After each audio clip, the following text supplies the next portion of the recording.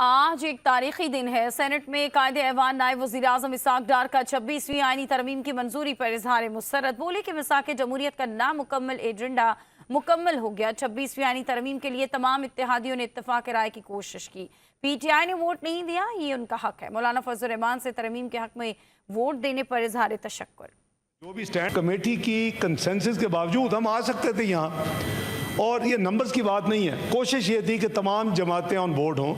आपने देखा कि मैंने करीबन दर्जन जमातें आपको गिनवाई हैं, महल बारिंग PTI, बाकी तमाम जमातें अल्हम्दुलिल्लाह इसमें हिस्सा। उनका अपना एक असूली एक जो भी स्टैंड है वो ज़ाहिर है कि जमहूरियत में ये उसका हुस्न है कि किसी को आप बुलडोज या ज़बरदस्ती नहीं कर सकते। लेकिन हमने ये हमने को 3 दिन पहले का हमारा प्लान था कि हम इसको लाएं, और आप मैं मेंबर्स के सब्र और तहम्मुल का मैं दिल की गहराइयों से शुक्रिया अदा करता हूँ।